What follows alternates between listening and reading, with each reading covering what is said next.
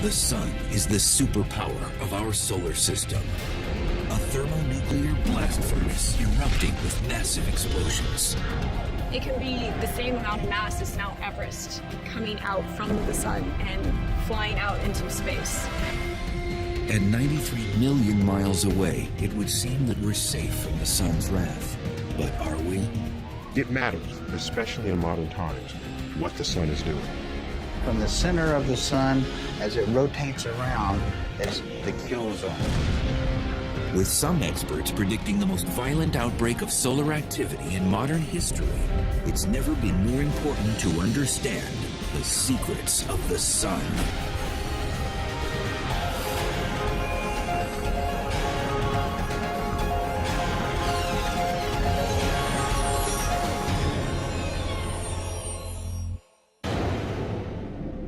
There are billions of stars in the universe, but one alone dominates our cosmic neighborhood: the sun. It's an infernal sphere of mostly hydrogen and helium, superheated into a plasma that burns at millions of degrees. Its surface rages with violent explosions as it spews out storms of deadly radiation millions of miles into space. Our sun is a type of star known as a yellow dwarf. Yellow because of the color of its surface, and dwarf because it's small for a star. But small is relative. Within its boundaries, you could fit 1 million Earths.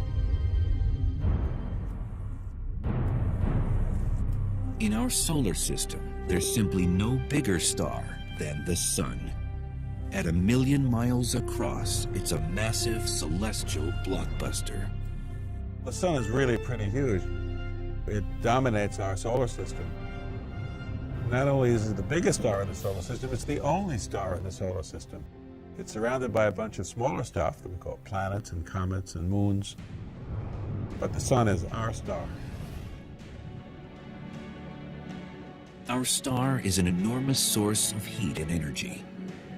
It has a surface temperature of 10,000 degrees Fahrenheit and generates 380 billion megawatts of power. This dwarfs anything on the human scale. Hoover Dam in Nevada only generates 2,080 megawatts. In 1 second, the sun churns out more energy than has been used in all of human civilization. All that power in the blink of an eye. Incredibly, it's been burning this way for billions of years. Early astronomers didn't quite understand how the sun could generate so much energy for that long a period of time.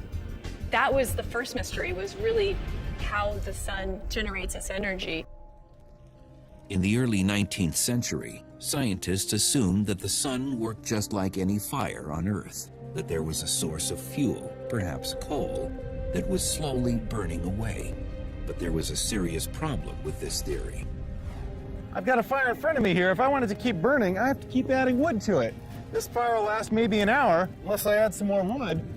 Now, if I had a pile of wood the size of the whole sun, and somehow enough oxygen to burn it, it would only take about 5,000 or 6,000 years to burn out.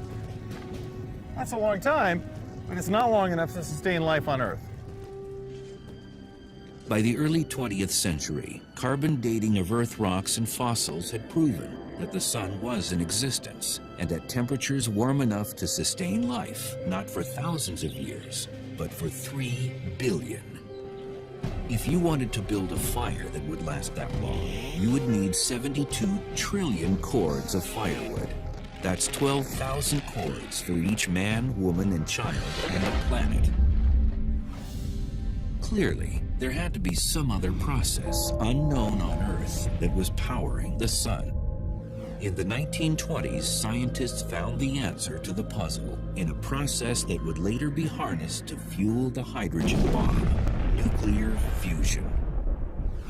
Fusion occurs when atoms are smashed together at a high rate of speed and literally fused. To get this to happen, conditions have to be just right. For any interaction to happen, these two protons each has a positive electric charge, and so they would repel each other. So you've got to get them close enough together. And to do that, it's got to be hot, which means the particles moving very fast, and dense enough that they hit each other and they can get close enough together that they actually fuse. The core of the sun is the perfect cauldron for nuclear fusion. It's the hottest place in the solar system at a sweltering 27 million degrees Fahrenheit, and it's also incredibly dense. It's so dense, it's 10 times the density of lead.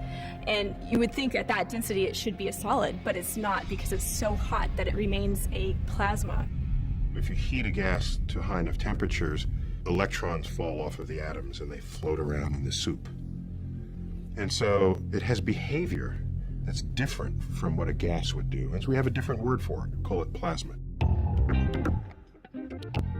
To truly understand what goes on in the core of the sun, you have to find some way to imagine the almost unimaginable.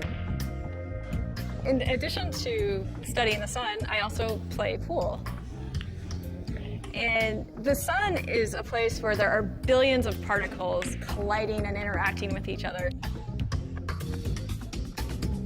And it's really not unlike a cosmic pool table on an unimaginable scale.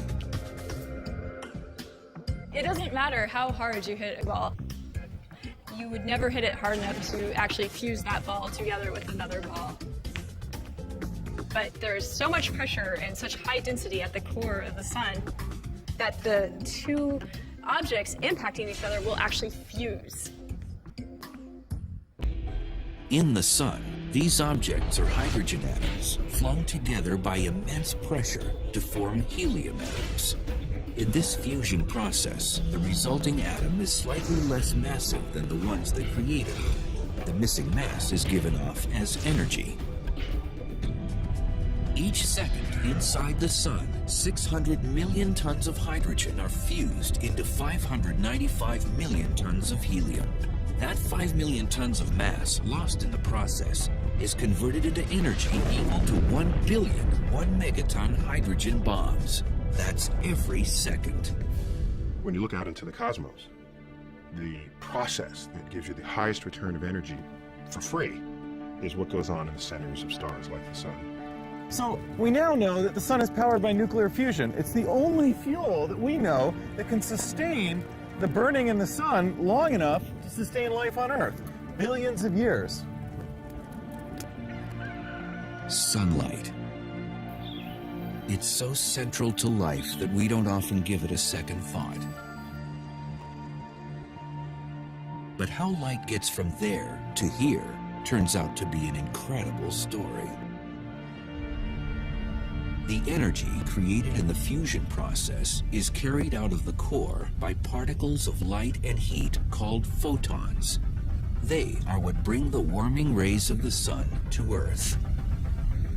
To reach our planet, these glowing travelers from our nearest star must first take a long, winding road through all the layers of the sun, like Dante journeying through the levels of hell.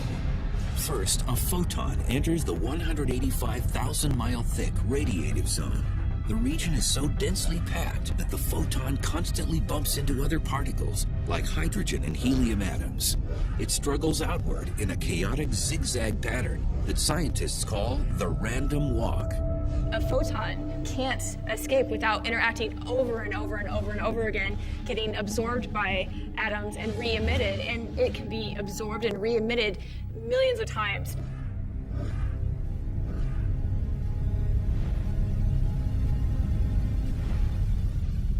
As the density decreases as you get further up in the sun, it becomes easier, and the collisions and the interactions are less.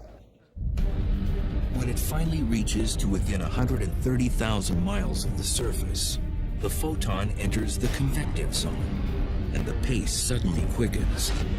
It's carried upwards by a kind of boiling, riding along in huge columns of gas at hundreds of miles an hour, taking only 10 days to emerge on the solar surface.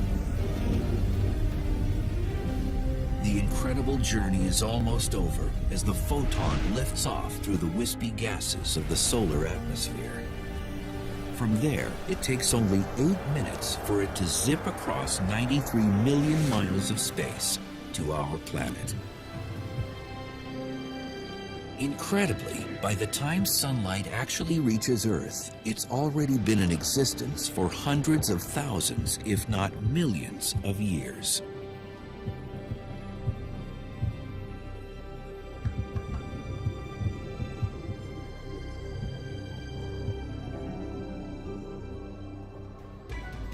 For the Sun, even a million years is a small blip in time. The simple, perfect disk of a sunset belies the long, violent history of our star. It is a ball of fire spawned billions of years ago in a massive explosion known as a supernova. After this titanic explosion, where a star much larger than the Sun exploded, there would have been a huge cloud of gas, many times larger than the solar system. And small knots of material would have gradually coalesced in this very large cloud. About 5 billion years ago, some 10 billion years after the Big Bang that scientists believe kick-started our universe, this cloud started to collapse under the pull of gravity. Our solar system probably arose from one such knot of self-gravitating gas that pulled itself together and gradually spun itself up as it pulled in, like a skater pulling her arms in during a spin, until the star and the various planets coalesced around it. Ultimately, when the star was dense enough, it would have turned on fusion, started glowing, giving off sunlight. Why do scientists believe the Sun was born from the ashes of a supernova? The evidence lies beneath our feet. Complex, heavy elements like the uranium we mine from the Earth to fuel our nuclear power plants could not have been forged in the Sun. There is simply not enough heat in a star that size to create elements any heavier than iron. Heavy elements like uranium can only be created in a catastrophic cosmic explosion. Earth and the other planets in the solar system formed out of the same knot of gas that produced the Sun.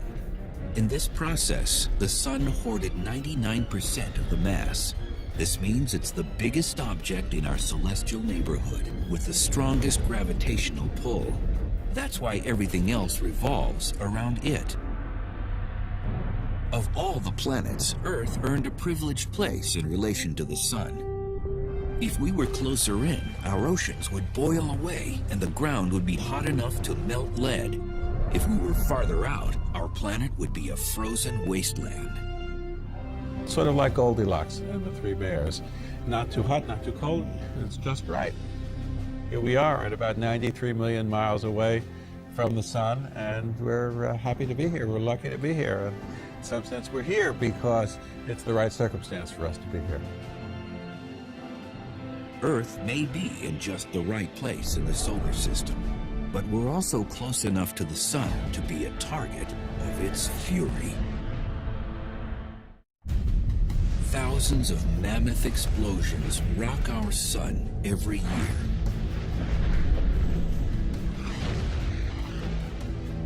You might expect this explosive force to come from nuclear reactions in the core. But in reality, what drives all outbursts of solar violence is magnetism. Since Earth rotates as a solid, our magnetic field is simple. We have two poles, north and south. This is what makes a compass so useful for finding your way around the planet. But imagine if instead of two poles, you had 1 to 10 million. This is what happens on the Sun. The Sun's magnetic field is a tangled web because even though it's held together by gravity, the plasma doesn't rotate evenly. Plasma at the equator rotates once every 25 Earth days, while plasma at the poles takes roughly 35 days to circle once. The Sun has what we call differential rotation. You have all of this plasma that is really turning and churning, and that causes magnetic field lines to become twisted and intertwined and mixed up. Although magnetic field lines are invisible, we know they exist on the Sun by looking at features called coronal loops and prominences rising up into the solar atmosphere. Just as metal shavings line up in the presence of a simple magnet, These loops of plasma perfectly outline the magnetic structures that support them from below. These plasma arches are so tall and wide that you could slide a planet as big as Jupiter right through them. Sometimes magnetic fields can twist plasma in the sun's atmosphere into majestic helical shapes called flux ropes. Magnetic flux rope is sort of like a slinky. The magnetic field line is wrapped around many times in the helical structure. And when you have highly twisted magnetic field lines, it carries a lot of stored free magnetic energy, and sometimes it will even kink in on itself, which gives it even more stored magnetic free energy. These plasma prominences can last for weeks or months, but eventually the stored up energy has to be released, and the mass is flung off into space.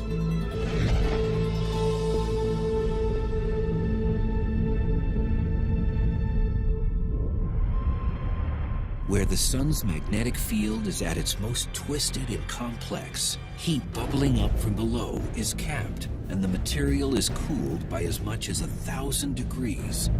What results are relatively dark blemishes on the solar surface called sunspots. Sunspots are only dark in relation to the bright material around them. If you could somehow suspend one alone up in space, it would shine 10 times brighter than the full moon. These apparently tiny blemishes are actually plasma craters the size of the entire Earth. Galileo was one of the first modern scientists to observe sunspots. Using a telescope, he projected an image of the sun onto paper and traced it. He realized that the blemishes were moving across the face of the star, which was the first indication that the sun rotated. Not only does the sun rotate, but sunspots themselves can actually spin like hurricanes on the solar surface. And when they do, their magnetic field lines become extremely twisted. Twisted magnetic field lines mean more energy, and more energy means the potential for huge eruptions. Think of a rubber band as a magnetic field line. If you twist it, and you twist it enough, it's going to have all that energy, and when you let it go, it's going to release. If you just take an untwisted rubber band and release it, it's not going to fly.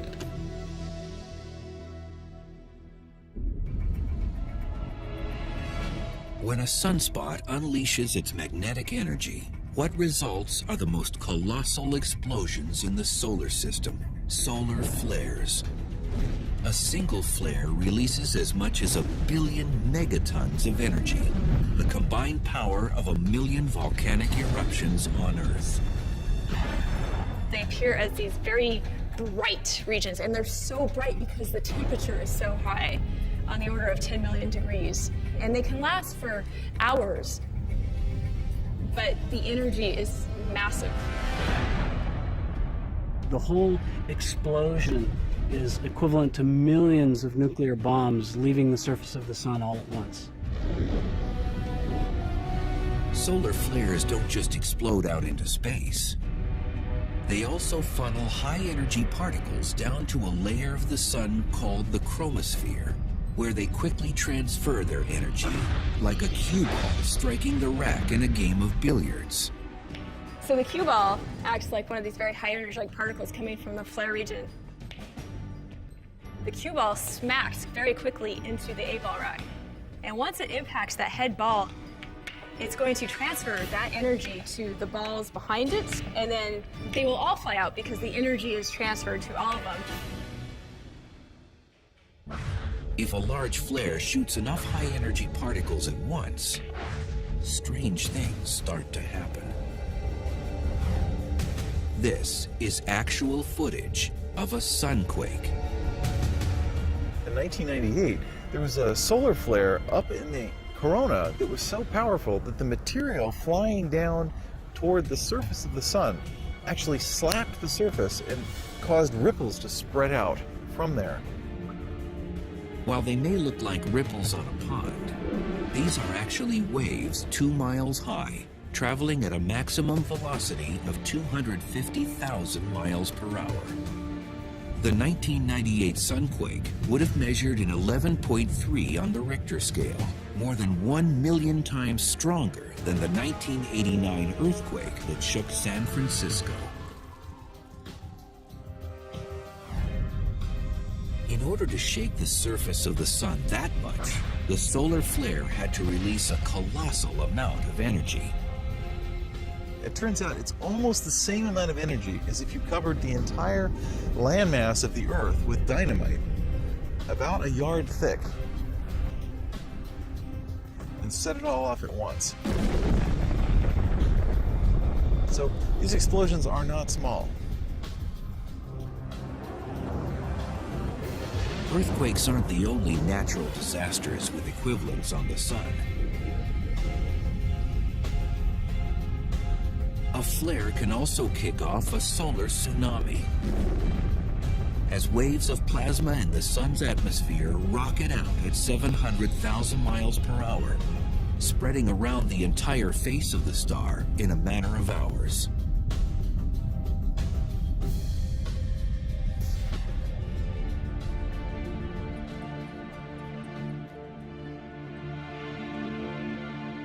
While sunquakes and solar tsunamis pose no danger to Earth, the violent action of a flare frequently triggers dangerous eruptions called coronal mass ejections, or CMEs. In a CME, energy from a flare flings a blob of highly charged radioactive plasma out of the solar atmosphere. Coronal mass ejections range in speeds, but they can occur as quick as 800, 900 miles per second, which is extremely fast, and they expel a massive amount of material. It can be the same amount of mass as, say, Mount Everest coming out from the sun and flying out into space.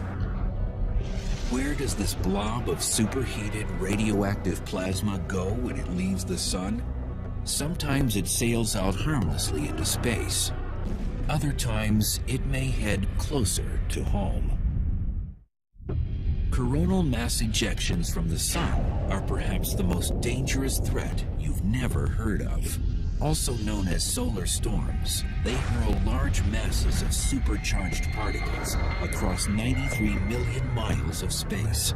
Most take several days to travel from the sun to the Earth, but some rocket across the solar system at up to 6 million miles an hour, reaching our planet in less than 16 hours. These storms can induce currents in the outer atmosphere, knocking out satellites and cross-country power grids, and carry the potential to wreak just as much havoc on our infrastructure as a hurricane or tornado. But who on Earth is keeping an eye on these potentially hazardous cosmic blasts? This is the headquarters of the National Oceanic and Atmospheric Administration, home to the U.S. government's National Weather Service. Their daily forecasts, watches, and warnings are essential information for everyday life on our planet. But there's a lesser-known group of forecasters working here in a special division called the Space Environment Center. Our primary job is to monitor the sun and to put out the alerts and watches and warnings for solar activity. Good morning, welcome to our 810 briefing. We had one long duration C flare from East Limb. That's possible CME. We have not had protons, but we have had electrons. One thing to note is that this region produced all the activity in December, so things might be picking up here in the next couple of weeks. These space forecasters are on high alert for solar storms that might disrupt life on Earth. Solar storm clouds are made up of charged particles, so they're initially diverted around the planet by our magnetic field, just like waves breaking around the bow of a boat. That turns out to be very important because if it impacted the outer atmosphere directly, it would knock little bits of the atmosphere off into space. One reason why Mars doesn't have an atmosphere is that it doesn't have a strong internal magnetic field. And so gradually, over millions or maybe billions of years, the atmosphere was gradually knocked off into space by the influence of the solar wind and by CMEs that came past the planet. But our magnetic field is not the perfect force field of sci-fi movies. Some particles can penetrate it, charging up the upper atmosphere. Solar storms will even bend and break the magnetic field lines on the far side of the Earth, allowing charged particles to zip back down the field lines toward the north and south poles. Extremely powerful storms distort the magnetic field even further, inducing electric currents that span the continents. When this happens, technology like long-distance power lines can become overloaded. Cause damage to transformers at either end of the line. In fact, in 1989, most of the Canadian province of Quebec blacked out because a transformer was blown out by a solar event. If we have that storm that hits our communication system, it hits our power companies and all these things that we depend on, there's all kinds of chaos that can lay out there.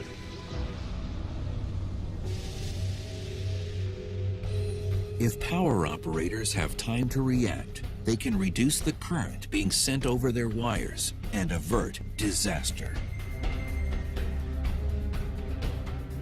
Satellite operators can also prepare for the onslaught with proper warning.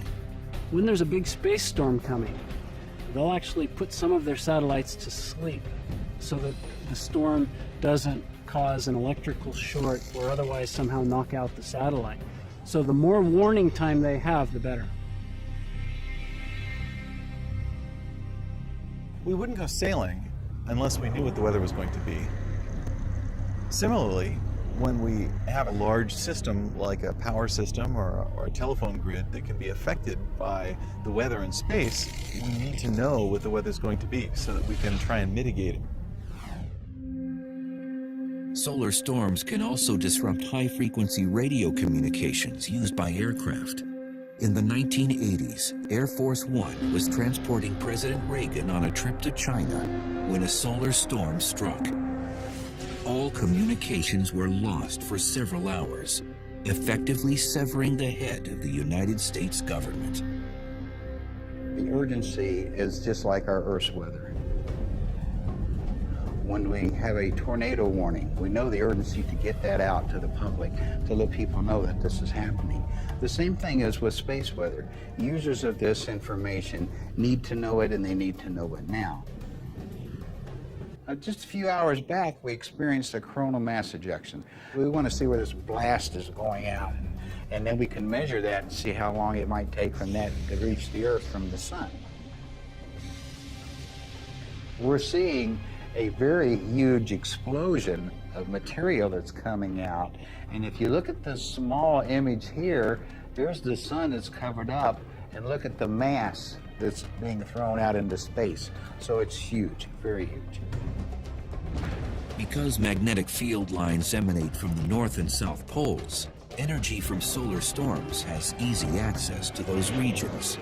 For that reason, experts worry that airplane passengers flying over the poles during a powerful storm might be exposed to harmful levels of radiation, perhaps a dose equal to 100 chest X-rays. It's not something that we want to mess around with because we never know when that radiation might all of a sudden become a lot more intense while there's an airplane in the sky. The threat from solar radiation is just one more reason scientists keep a close watch on our sun. It matters, especially in modern times, what the sun is doing. Earth is not an island. We are a participant in the activities of the solar system. Sunspots are the triggers for most severe solar storms, so forecasters track them carefully as they rotate across the surface of the sun. Location, location, location.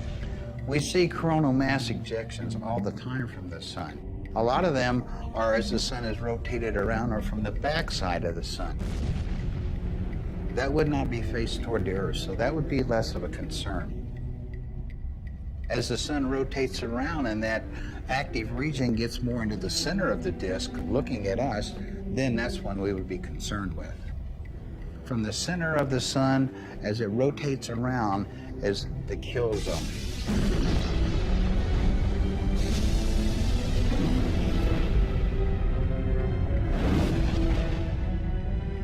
as the sunspot rotates around and begins to face directly at Earth, that's when we really have to worry about a storm. If a big storm lifts off then, it can aim directly at Earth and the full force of the storm slams into the planet.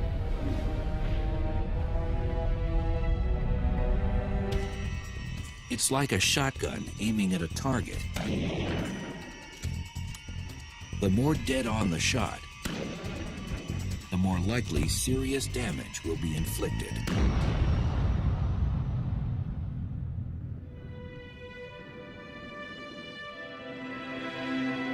With great danger also comes astonishing beauty. Solar storms generate majestic planetary light shows. The shimmering curtains of color called the aurora. Auroras work like neon signs on an enormous scale. In a neon sign, electricity introduces charged particles into a gas-filled tube. The particles in the gas are excited and start to glow. If the tube has only neon inside, it will glow red. By adding other gases, like argon, a whole range of colors can be produced. The neon sign is driven by the electric field inside the tube, whereas the aurora is actually driven by the magnetic field and energy from the sun. As the energetic particles in a solar storm stream along Earth's magnetic field towards the poles, they excite elements in our atmosphere, causing them to glow.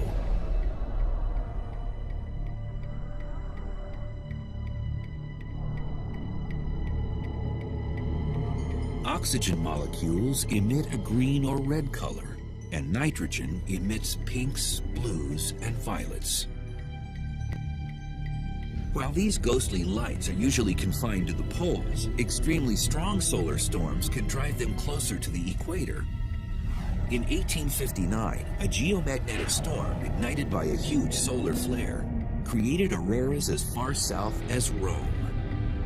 The 1859 storm was an unusually powerful event that some have called the perfect solar storm. The 1859 storm taught us a little something about what the sun can do. The storm was so intense and the alignment was so perfect that it simply overwhelmed Earth's natural defenses. A huge solar flare erupts on the surface of the sun. Less than a day later, and 93 million miles away, the wires that carry communications across the Earth begin to spark. Business grinds to a halt worldwide as wildfires are ignited by the smoldering lines. At the same time, colorful auroras light up the skies of cities around the globe. Earth has just been visited by the perfect solar storm.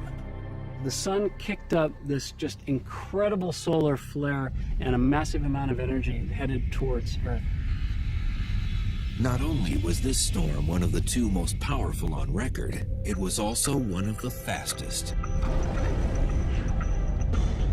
Ejecting from a sunspot aimed directly at Earth, it raced from the sun to our planet in less than 18 hours. Now it takes a really fast rocket ship years to get to the sun. This storm, this cloud of electrified particles, managed to get here in less than a day. That's incredibly fast. Fortunately, the perfect solar storm took place in 1859, when the only technology vulnerable to the onslaught was the telegraph. Since the era in which we have become dependent on high technology, we've yet to see another perfect solar storm. The question remains, could it happen again? What if we have another one like that? Can we have another perfect storm? Well, I'd say yes, we can. There's no doubt about that. The effects that would be on us today compared to 1859 could be devastating.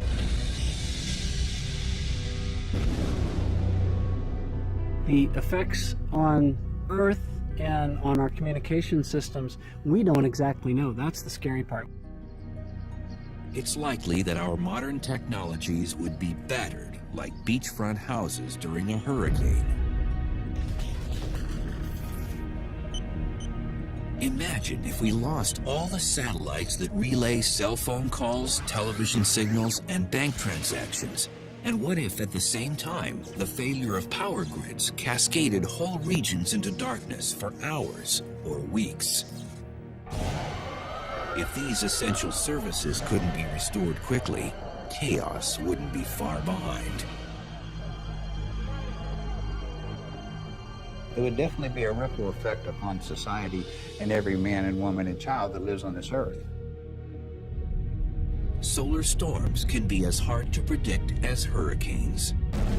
While forecasters lack the technology to foretell the next perfect storm, they do know that one would be more likely to hit at the peak of the sun's 11-year sunspot cycle. What happens is the sun reverses the direction of its magnetic field every 11 years. So in 22 years, it reverses and comes back to where it was. As we near the reversal every 11 years, the number of sunspots increases, and there's a spike in solar activity. We call that period solar maximum. And those periods are interspersed about 5 years apart from periods we call solar minimum. So you have this 11-year back and forth between the sun being sometimes very ferocious and it goes crazy and it's like the 4th of July with fireworks all the time. And then it starts to ramp down, and for a few years it gets quieter until we get to a low point where there's a firecracker now and then, but not a lot going on. Just like hurricane seasons, solar maximums vary in intensity. Some produce many more powerful storms than others. Although we're currently at solar minimum, scientists are watching carefully to see what mayhem the next solar max might unleash. So the last solar maximum was in about 2001, and so the next one ought to be about 2012. But there are different predictions. The whole field of solar physicists is basically waiting with bated breath to see what actually happens. There are some wildly divergent opinions on what's going to happen. One group is suggesting that this next solar cycle could be the strongest in modern times. If those predictions are correct, Earth could be in for a wild ride. We might have to worry about a repeat of the 1859 event. If that were to happen today, it would wreak untold damage. We're going to learn a whole lot about what can happen to modern technology when the sun blows its top. Much of the violence in the sun erupts here, in the hellish outer atmosphere known as the corona. This region has long held one of the great solar mysteries, because even though it's 500,000 miles from the heat-generating core, it burns at millions of degrees. This seems to violate the very laws of physics. That's very strange. I have a thermometer here. If I hold the thermometer close to the fire, it reads a very high reading. Where the probe is right now, it's over 200 degrees. Now, if I pull the probe out a little farther from the fire, okay, it drops down to about 90 degrees. Now, the farther I get from the center, the cooler it gets. In the atmosphere, the corona of the sun, the temperature soars as hot as the core. That's as if I were to say, well, way off behind me there, the heat from the fire is as hot as the fire itself, even though it's very far from the fire. What force could possibly cause the superheating of the corona? The answer will rock you. The hellish solar corona rages at millions of degrees. For centuries, scientists have been baffled how anything so far from the sun's core could still burn so hot. Recently, as improved satellites offered a closer view of the solar surface, clues began to emerge. Below the corona, the sun's surface is literally boiling. The reason is that the entire surface of the sun is covered with convection cells, hot material from the inside of the sun that rises up through, reaches the surface, cools off by glowing, giving off sunlight, and then sinks back down. Each bubble of material that comes up is about the size of Texas. It spreads out across the surface, cools off, and sinks down in 5 minutes. So that's a tremendously violent process. Well, that's happening in literally almost 1 million places over the entire surface of the sun all the time, around the clock, 24/7. This boiling isn't only violent, it's also extremely loud. The sun is a tremendously loud place. If you could imagine covering the entire surface of the sun with speakers being driven as hard as the loudest rock concert you've ever been to, that would be comparable to how loud it really is on the surface of the sun. The sun's churning surface creates enough sound energy to superheat the corona to millions of degrees. Scientists believe that a combination of these sound waves and energy from the sun's magnetic field is responsible for the extreme temperatures found in the corona. The only time you can actually see the corona from Earth is at the climax of one of the most dazzling displays in the solar system, a total solar eclipse.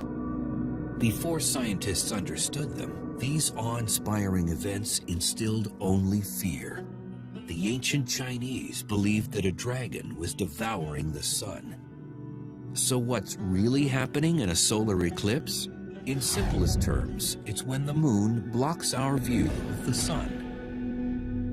Imagine that you're sitting in the movies watching very happily something going on the screen, and then somebody in the row in front of you comes across and blocks your view. In the movie theater, you might not want that person to come across in front of you, but at an eclipse, we're very lucky to have the moon come across the sun, and we're lucky to have it come right across the middle. We're also lucky that the moon, although it's 400 times smaller than the sun, is also 400 times closer to us. This cosmic coincidence means that the two objects just happen to be the same apparent size in our sky, which allows for one to completely block out the other. This magnificent cosmic event only happens when the path of the moon intersects the line between the Earth and the sun. The moon's orbit is tilted slightly, about 5 degrees. If it wasn't, we would have an eclipse every month. And then we'd be bored. But we're not bored because most months the moon goes above or below the place where the line goes from the Earth to the sun. So instead of one every month, we get a total eclipse somewhere on Earth about once every year and a half. As the moon slides in front of the sun, it casts a shadow onto the Earth. The outer part, where the shadow is fainter, is called the penumbra. If you're standing within the swath traced by the penumbra as it moves along the Earth's surface, then you'll see only a partial eclipse. But travel to a spot within the path of the dark inner shadow called the umbra, and you'll experience the majesty of a total eclipse. There's another option if you can't travel to the path of totality. Wait in one place long enough, and a total eclipse will pass right over your head about once every 300 years.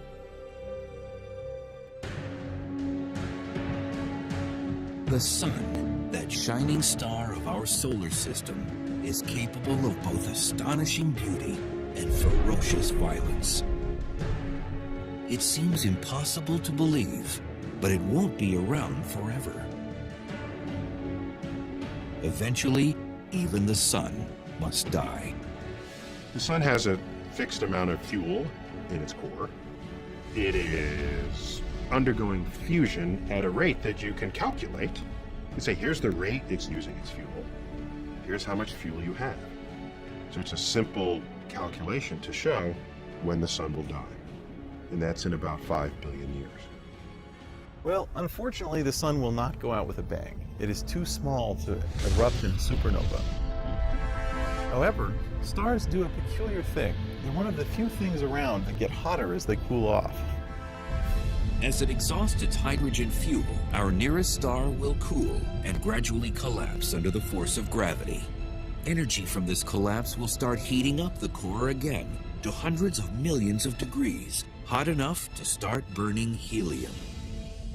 Under the extra heat of the helium burning, the star will expand into a monstrous orb called a red giant. It gets so big, it will engulf the entire orbit of Mercury, Venus, and Earth. You don't want to be around for that. You want to be planet hopping your way to safety long before this happens. The Earth is likely to change its orbit slightly as the star expands so that it won't be engulfed. Still, talk about global warming, you wouldn't want to be there. The outer layers of our sun will eventually become so unstable that they will fly off into space, leaving behind a small core about the size of the Earth. So remember, we've shrunk most of the sun, which is 1 million miles across, to the size of the Earth, which is more like 6,000 miles across. Our once great star reduced to a slowly cooling cinder. And life as we know it on Earth will cease to exist. And that is the death of the sun. All of this is bad news for the human race. But look on the bright side. We've got 5 billion years to prepare for this disaster. For now, humanity basks in the glow of a sun in the prime of its life. Science has uncovered many of the secrets of our nearest star, but we remain awed by its beauty and ever more wary of its wrath.